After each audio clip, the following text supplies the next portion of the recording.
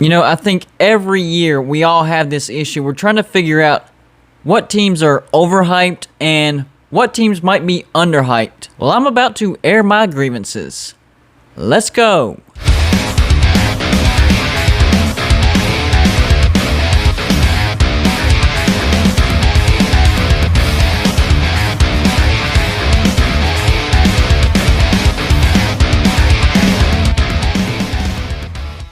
Hey, what's going on, everybody? It's me again, Golden Blue Dude. If you haven't already, go ahead and hit that like and subscribe button. I do college football videos every single day. Don't forget, guys, Golden Blue Dude does have a sponsor. It's called Tri-State Wood Sketch, and you can find them on the internet at www.tristatewoodsketch.com. He does amazing work. He can do any shape or size. All you have to do is send him the picture that you want on there. And if you mention that Golden Blue Dude sent you, he'll take 20% off. If you're like me, you try to figure out what teams are being overhyped. In other words, they're not going to meet expectations. Well, I came up with my own list. 10 teams that are overhyped. As I move up the list, that means I think that team is being overhyped more than the team underneath them. So number 1 will be the number 1 team that I think is just drastically overhyped. Number 10 on this list might surprise you, but take it with a grain of salt. Alabama. Last year, they finished the season 13-0, first in the SEC West, first in the SEC, and national champions. But they lose a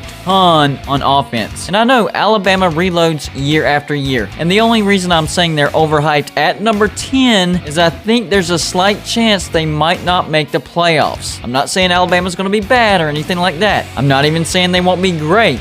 Just might not be elite. Let's look at their schedule. First up, Miami in Atlanta, then Mercer, at Florida, Southern Miss, Ole Miss, at Texas A&M, at Mississippi State, Tennessee, then they get their bye week, LSU, New Mexico State, Arkansas, and at Auburn. I think somewhere in there, there's 2 losses. And even if they only get 1 loss in the regular season, they could pick up that second loss against Georgia in the SEC Championship. And I think that's what will knock them out of the playoffs. But don't worry, Alabama fans. I think they'll be back full force in 2022 and probably win another national championship. Number 9 on this list, UCF. I think expectations at UCF are just a little bit too high with Gus Malzahn coming in. Last year, they finished 6-4, 4th in the AAC. I don't think Gus Malzahn is going to come in and bring UCF back to the top of the AAC. I don't think they'll be bad. I just think expectations are a little too high for his first year. Maybe in 2 or 3 years, UCF will be elite again. Not this year. Here's their schedule. Boise State. I think that's a loss right off the bat. Bethune-Cookman at Louisville. Could be another loss. Then their bye week.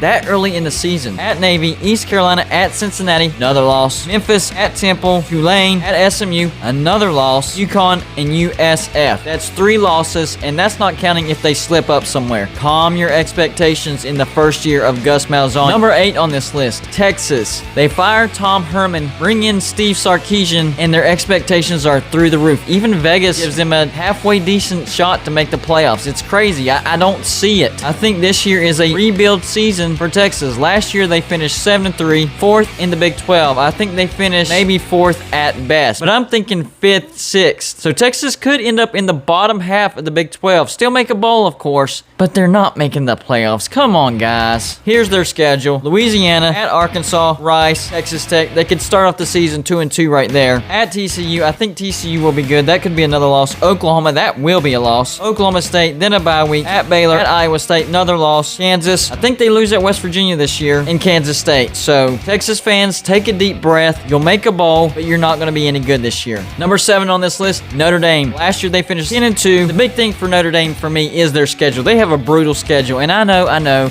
they get Jack Cohn, the transfer from Wisconsin, and he's actually pretty good. I just don't think Notre Dame is going to be able to navigate through that schedule. It is pretty brutal this year. I think last year they benefited from a fairly easy schedule. I know you beat Clemson, but their defense was at half strength. What happened? Rematch ACC championship, get destroyed, get to the playoffs, get destroyed again. Here's their schedule. At Florida State. That's not going to be a gimme game game for Notre Dame. Florida State could pull off that upset. After that, you have Toledo, Purdue, Wisconsin in Chicago, so a neutral game, whatever. Cincinnati at Virginia Tech, bye week, USC, North Carolina, Navy at Virginia, Georgia Tech at Stanford. I see potentially 4 or 5 losses. I don't think it's going to be 4 or 5 losses, probably more like 2 or 3, but I'm just saying that's how brutal the schedule is. Notre Dame is being overhyped this year. Next up on this list, Ohio State. And once again, I'm not saying they're going to be bad, but they lost a ton on offense. I'm hearing the quarterback battle is pretty good. CJ Stroud will probably win it, but experience does matter. Last year, they finished 7-1, of course, number 1 in the Big Ten. Let's look at their schedule. Start off the season on the road at Minnesota, then Oregon, Tulsa, Akron, at Rutgers, Maryland, bye week, at Indiana, Penn State, at Nebraska, Purdue, Michigan State, at Michigan. I think they grab 1 loss in the regular season, and then they lose to Wisconsin, the Big Ten championship. No playoff berth for Ohio State. Next up on this list, Miami. Last year they finished the season 8-3, 3rd in the ACC. The biggest thing for me is De'Aaron King. This dude needs to be 100% healthy for Miami to meet the expectations that they have this year, and I'm just not convinced he will be. Maybe he approaches that towards Alabama, but then Alabama's defense might lower that percentage again, and he might struggle throughout the season. I'm telling you, I can see it. Here's their schedule. They get Alabama in Atlanta, then Appalachian State, Michigan State. That's a great out-of-conference schedule, by the way. Central Connecticut State, so there's your gimme. Virginia, bye week, at North Carolina, NC State, at Pitt, Georgia Tech, at Florida State, Virginia Tech, and Duke. Miami could end up with 4 losses, legitimately. Number 4 on this list, Indiana. Last year they finished the season 6-2, 2nd in the Big Ten East. I think they benefited from a shrunken schedule. Michael Penix Jr., I don't know if he's going to be 100%. He's a great quarterback, but their schedule, I'm telling you, it's not good. They start off the season at Iowa. That could be a loss right off the bat. Idaho, Cincinnati, at Western Kentucky, at Penn State, then a bye week, Michigan State, Ohio State, at Maryland, at Michigan, Rutgers, Minnesota, and at Purdue. I just think that schedule way too brutal for Indiana to be anything like they were last year. But I still think they do get to a bowl, and that's pretty good for Indiana. Number 3 on this list, Texas A&M. Last year they finished the season 9-1, 2nd in the SEC West. And Jimbo Fisher already running his mouth before the beginning of the season saying he's going to kick Nick Saban's ass. I just don't see it happening. In fact, I think that will fire up Nick Saban. Nick Saban will kick Jimbo Fisher's ass. I mean, that's just how it works in college football most of the time. Here's their schedule. Kent State, at Colorado.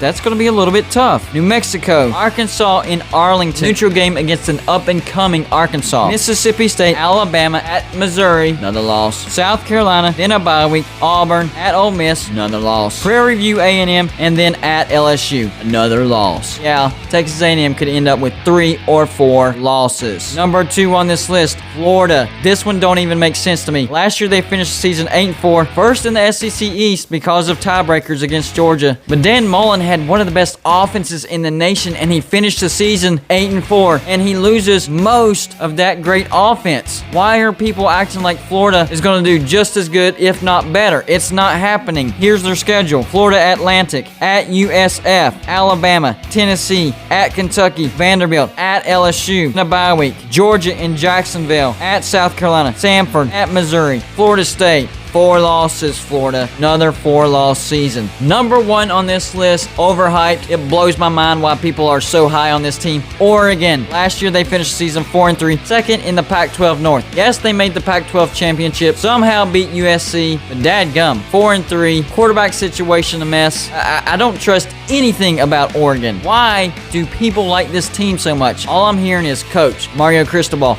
And yes, he's a good coach, but you need talent as well. And Oregon, I don't see it. I just don't see it. Here's their schedule. Fresno State, at Ohio State. There's a loss. Stony Brook, Arizona, at Stanford. Another loss. Bye week. Cal, at UCLA. Could be another loss. Not going to say for sure. Could be, though. Colorado, at Washington. That is another loss. Washington State, at Utah, another loss, and Oregon State. I don't think they repeat what they did last year as far as losing to Oregon State, but they still could, and that would put them up to 5 losses, and that's if they don't trip up somewhere else. Yes, Oregon, overhyped. That's all I got for you for this show. Like and subscribe if you haven't already, and I'll see you on my next show.